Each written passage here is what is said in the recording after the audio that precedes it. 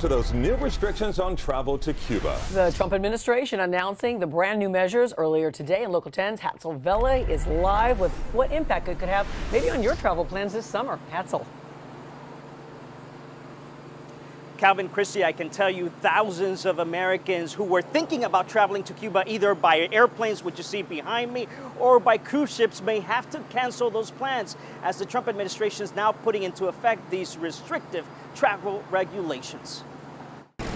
Travel to Cuba has severely been slashed. No more people-to-people travel, the category most commonly used by Americans to travel to Cuba. And it looks like cruises to Cuba could come to a complete halt. According to Cuban government figures, up until May of this year, more than 250,000 Americans visited Cuba. More than half, 55%, used cruise ships. Airlines will also be greatly affected. American Airlines, which has the most flights to the island, says it is reviewing the regulations in order to better understand the potential impact. What? This group of travelers just getting off the plane from Cuba are not in favor of the new policy. I love Cuba anyway. I love it. Was my first time and I love it.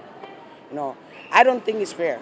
Colin Lamberty, an American who runs one of the largest travel companies to Cuba, says the changes do not affect 11 other categories of legal travel to Cuba, including academic programs, professional meetings, and support for the Cuban people. There are still a number of ways to legally visit Cuba.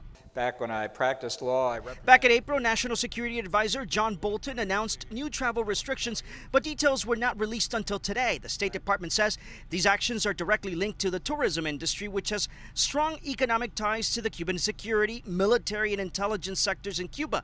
Veiled tourism, they say, has served to line the pockets of the Cuban military, the very same people supporting Nicolas Maduro in Venezuela and repressing the Cuban people on the island. And again, we should mention that those who are thinking about traveling to Cuba and have already booked their flights or have booked their accommodations, they will be grandfathered into these regulations. What's not clear at this point how this will affect the cruise ship industry, but it's looking at this point like all cruises will be canceled to Cuba. For now, reporting live at Fort Lauderdale Hollywood International Airport, I'm Hatzel Vele, Local 10 News.